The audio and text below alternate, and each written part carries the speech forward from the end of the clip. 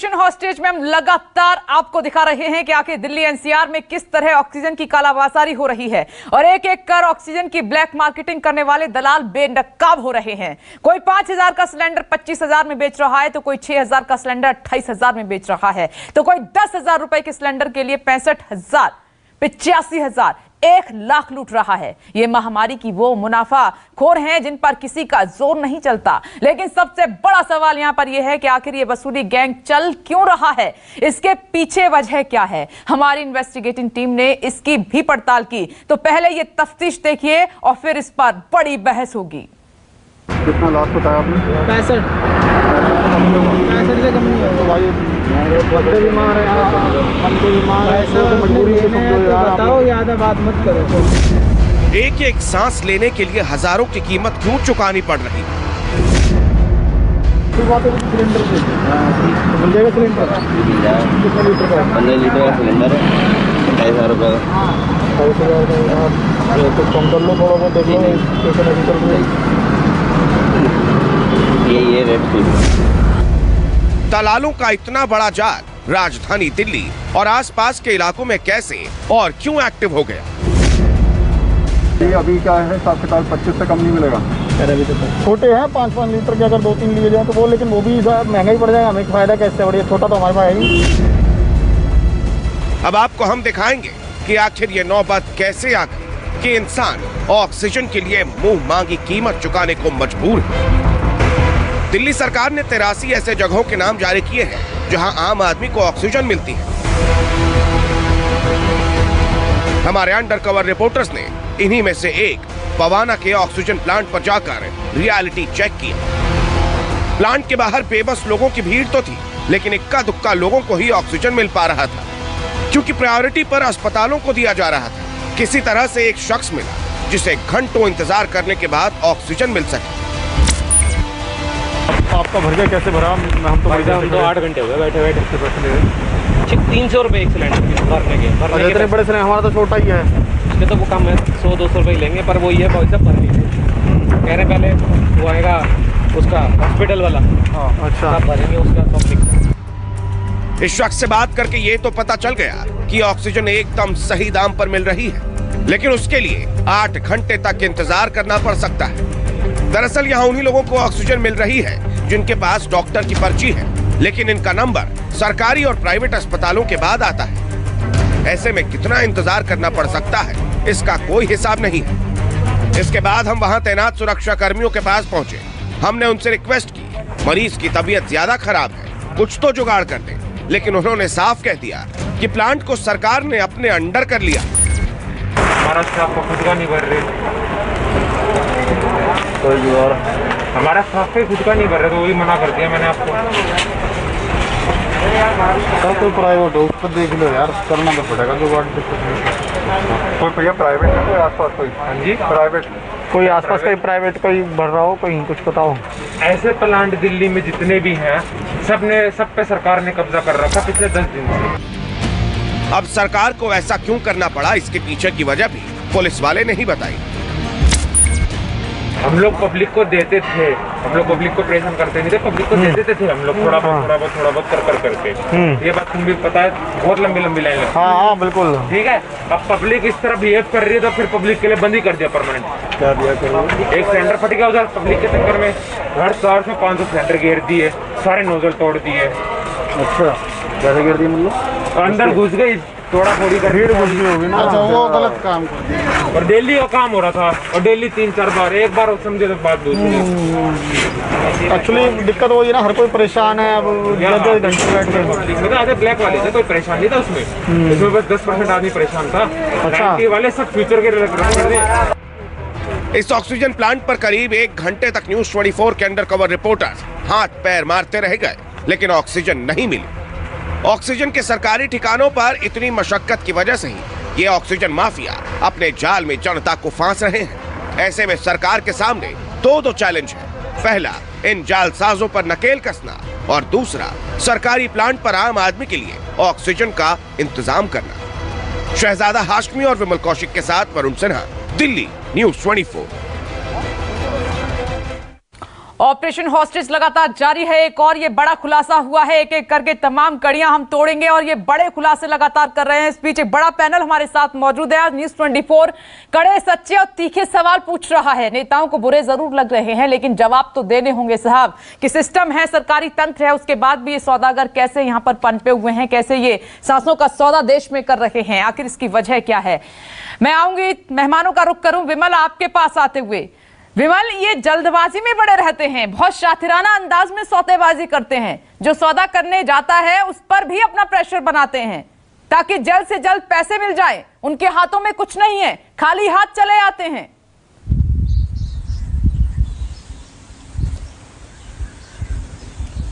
जी बिल्कुल, सबसे पहले तो ये जो इनसे बात करता है उसकी मजबूरी देखते हैं कि आखिर वो कितना मजबूर है, कितना वो अर्जेंसी में है। उसके बाद ये उसको फंसाना शुरू करते हैं, उससे सौदेबाजी शुरू करते हैं और उसके बाद ही वो अपनी बोली लगाते हैं कि आखिर कितने पैसे इससे ऐंठे जा सकते हैं। और वहां भी अगर हम बात करें, सब जगह हम जहां भी गए, सिलेंडर कोई नहीं लेकर आया था, केवल पैसों की बात चल रही थी। हालांकि जो गाजियाबाद का जो शख्स था, जो मयूर विहार में वो जो मिला, उसने सीधे तौर पर कहा कि आप मेरे साथ अंदर गली में चलिए, पैसे आप रखिए और उसके बाद पैसे वहां पर देखिए और आपको तुरंत ही आपकी गाड़ी में सिलेंडर लोड कर दे। और यही कहना था जो मन्नू को टीले में जो शख्स मिला था, उसने भी यही कहा था कि आप पैसे दीजिए इस हाथ से और दूसरे हाथ से सिलेंडर लीजिए, सिलेंडर यहीं आसपास पड़ा है। लेकिन जो बड़ी बात है ये कि आखिर जिस तरीके के लोग हैं, इस पूरे नेक्सस पर भरोसा कैसे किया जाए, क्योंकि कई बड़ी संख्या में ऐसे लोग सामने आए हैं जिनके साथ फ्रॉड किया गया, जो पहले इनके संपर्क में आए, उनसे पैसे ले लिए गए, लेकिन मरीज जो उनका अपना था उसे खोने के बावजूद भी उनके हाथ में कुछ नहीं लगा। और एक चीज मैं जो महत्वपूर्ण कहूंगा, जो संजीव झा जी ने कहा कि दिल्ली सरकार ने व्यवस्था की है ऑक्सीजन की, वो आपने इस बवाना वाली जो फुटेज है उसमें देखा होगा कि साफ तौर पर जो बड़ा एक ऑक्सीजन प्लांट है वहां पर किस तरीके से कहा जा रहा है कि आम लोगों को पूरी तरह से ऑक्सीजन बंद कर दिया गया है। किसी भी शख्स को यहाँ से ऑक्सीजन नहीं दी जाएगी, केवल एम्बुलेंस के लोग जो आएंगे उनको ऑक्सीजन दी जाएगी। तो यानी कि संजीव झा जी जो कह रहे हैं वो इतना आसान नहीं है और इसी चक्कर में जो लोग हैं वो इन काला बाजारियों के चंगुल में फंसते हैं। जी, और विमल, यही तो मैंने कहा कि यहाँ से बैठ के बातें करना बहुत आसान है, जमीन पे उतरेंगे तो हकीकत जानेंगे। जहां पर भी कोई सुविधा होती है वहां ये गिद्ध पहले पहुंच जाते हैं, आम जनता तो पहुंच ही नहीं पाती है और उसके बाद इन्हीं के साथ सौदेबाजी करते हैं। जयराम विप्लव जी, न्यूज है आज की, दिल्ली पुलिस ने बिहार जाकर के 4 ऐसे लोगों को पकड़ा जिन्होंने कभी किसी को सिलेंडर दिया ही नहीं, रेमडेसिविर दिया ही नहीं, बस फोन पर बातें करके ऑनलाइन फ्रॉड के जरिए 20 लाख से अधिक रुपये उनके खाते में पकड़े गए जो पिछले 20 दिनों में थे। तो पुलिस भी कार्रवाई कर रही है और मुझे लगता है कि आपने जो कदम उठाया है वो भी बहुत इस दिशा में मदद करने वाला है। और जो देखकर लग रहा है कि आपने जिन लोगों को पकड़ा, जिन लोगों को बेनकाब किया, उनमें से भी अधिकांश लोग ठगी गिरोह के ही मालूम होते हैं, जिनके पास ना तो सिलेंडर है ना कुछ और है, लेकिन लोगों की मजबूरी का फायदा उठा रहे हैं। अब सवाल जो आपने पूछा मैं उसी का उत्तर दे रहा हूँ। पहले भी मैंने कहा था कि केंद्र सरकार ने राज्य को ऑक्सीजन पहुंचाया। अब तो राज्य सरकार, खास करके दिल्ली सरकार जो इतने दिनों से बातें कर रही थी, वो भी कह रही है ऑडिट की बात सामने आने पर कि हमारे पास पर्याप्त मात्रा में ऑक्सीजन है। फिर आखिर कहाँ कमी है जो लोगों को नहीं मिल रहा है? वो कमी आपने अपनी रिपोर्ट में भी दिखाया है। नीचे वितरण को मजबूत करना पड़ेगा, लोगों तक जाना चाहिए, जरूरतमंदों तक जाना चाहिए और खास करके उन लोगों तक जिनको डॉक्टर का प्रिस्क्रिप्शन हो या जो किसी अस्पताल में इलाज की सुविधा ले रहे हैं। और ये जो सौदा कर रहे हैं इन पर शिकंजा कौन कसेगा विप्लव जी? इन पर शिकंजा पुलिस कसेगी जहाँ भी पुलिस की जानकारी में आएगा। संजीव झा कह रहे हैं पुलिस ठीक से काम नहीं कर रही। पुलिस का काम है इनको जल्द से जल्द अरेस्ट करना, इनको ट्रेस करना, ट्रैक करना, लेकिन वो हो ही नहीं रहा है। निश्चित तौर पर होगा, आप कुछ घंटों में इसका भी रिजल्ट देखेंगी और आप ही लोगों के माध्यम से सारे देश की खबरें हम भी जानते हैं। हमने लगातार देखा है कि दिल्ली पुलिस दूसरे राज्यों में भी छापेमारी करके पकड़ रही है। अपनी सरकार में आप बात करेंगे इस ऑपरेशन को लेकर कि जल्द से जल्द इनकी अरेस्टिंग हो? आपसे भी रिक्वेस्ट करता हूं कि संबंधित पुलिस, जैसे आपने गाजियाबाद का दिखाया, जैसे आपने दिल्ली एनसीआर में जहां का भी दिखाया, उसकी जानकारी आप पुलिस को अपनी ओर से भी लिखित में भेजें और कार्रवाई निश्चित तौर पर होगी। अनुमा आचार्य जी, चित्रेश, मैं एक नागरिक की तरफ से आपका ध्यान दिलाना चाहती हूँ हल की तरफ। ये काम किसका है? स्वास्थ्य मंत्रालय का और गृह मंत्रालय का। पुलिस के ऊपर काम जो है, पुलिस के ऊपर जिसका कंट्रोल है वो हेल्थ होम मिनिस्ट्री का है। तो स्वास्थ्य मंत्रालय और गृह मंत्रालय दोनों मिलकर इस पर काबू कर सकते हैं। आपके चैनल को साधुवाद देती हूँ कि आप ये काम कर रहे हैं, पर क्या आप इसका न्यायिक या इसका कोई लीगल सोल्यूशन ढूंढ सकते हैं? आप नहीं ढूंढ सकते। ये ढूंढा तो जाएगा स्वास्थ्य मंत्रालय और गृह मंत्रालय द्वारा, लेकिन स्वास्थ्य मंत्री को हम देखते हैं कि वो लीड ही नहीं ले रहे हैं सामने से आके। उनको सामने से लीड लेना चाहिए, जबकि वो उटपटांग खबरें दे रहे हैं कि डार्क चॉकलेट खा लो तो तनाव निकल जाएगा। दूसरी चीज ये है कि जब यहाँ से हमारा कंट्रोल नहीं होता है किसी भी चीज पर, तभी इंदिरापुरम गुरुद्वारा जैसे लोग हैं जो ऑक्सीजन का लंगर चलाते हैं, पैसे खर्च हो रहे हैं, उनको लोग दान दे रहे हैं और वो वहां से अपनी खरीदारी कर रहे हैं। हम बात कर रहे हैं कि इंडियन एयरफोर्स ने 32 सॉर्टी की, 21 दिन लगातार उड़ान भरी, 1400 घंटे उड़ान भरी और सब कुछ लेकर आए। लेकिन आप देखिए वहां पर भी स्टैंडर्ड ऑपरेटिंग प्रोसीजर नहीं था।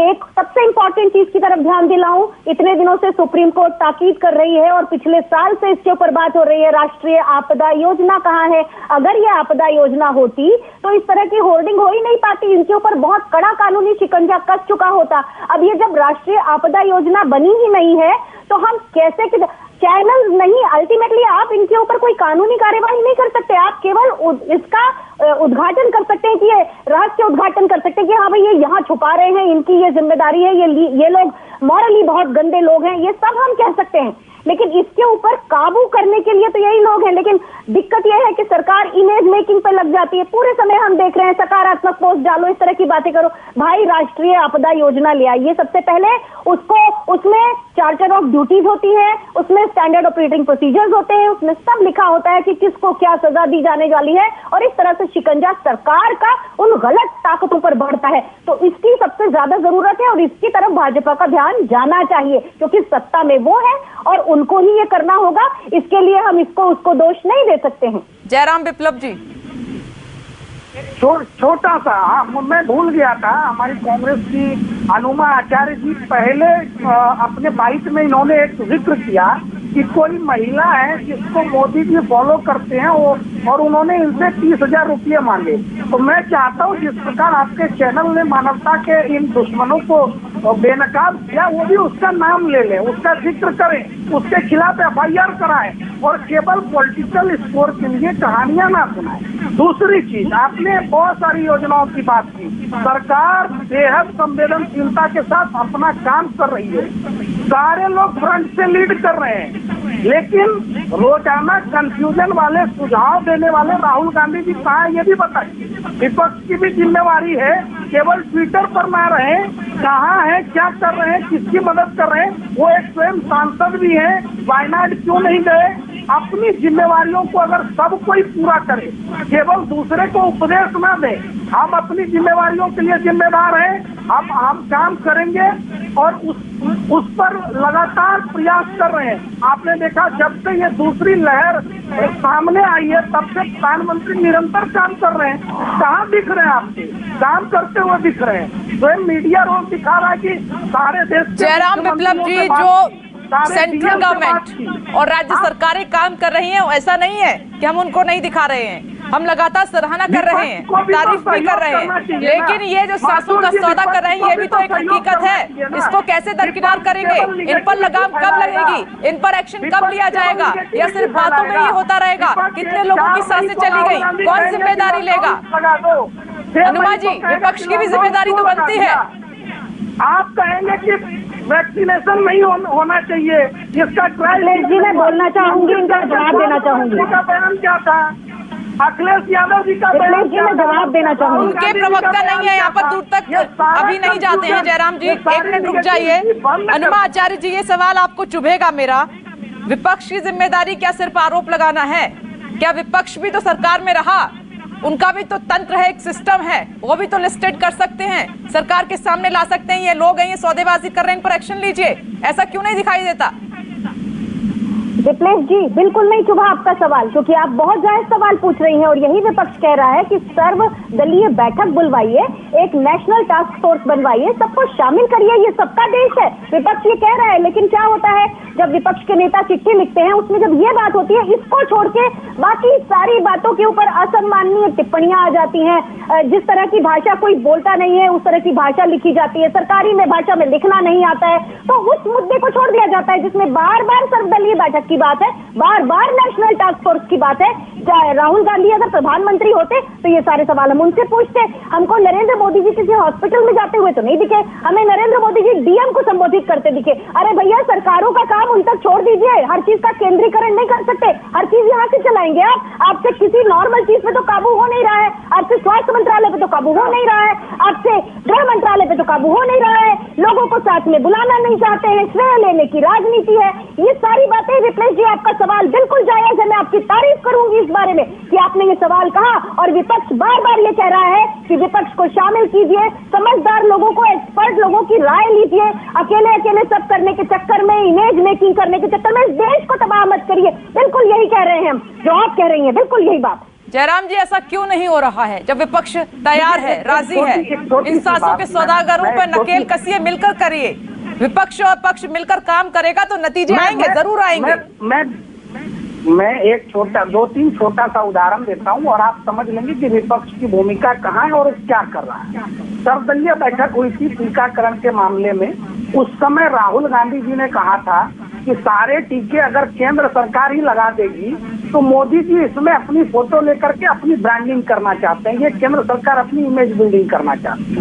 उस बैठक में 50-50 फार्मूला तय किया गया। नहीं, उस बैठक में आप सुन लीजिए ना, जो जानकारी है उसको बाद में प्रूफ कर लीजिएगा, पता कर लीजिएगा राहुल जी से उन्होंने क्या कहा था।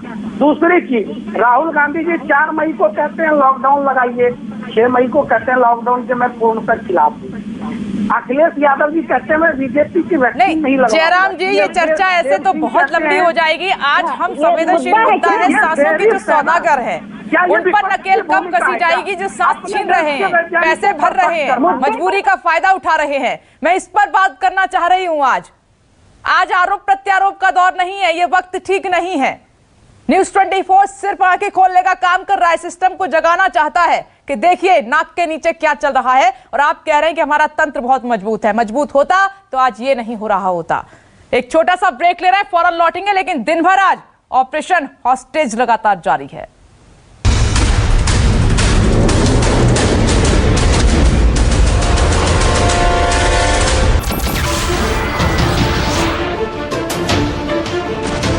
नमस्कार, मैं हूं मानक गुप्ता। अगर आपको हमारा ये वीडियो पसंद आया हो तो इसे लाइक और शेयर जरूर करें, और हां, हमें सब्सक्राइब और फॉलो करना ना भूलें ताकि आप देश और दुनिया की कोई खबर मिस ना करें। तो जुड़े रहिए हमारे साथ और देखते रहिए न्यूज़ 24।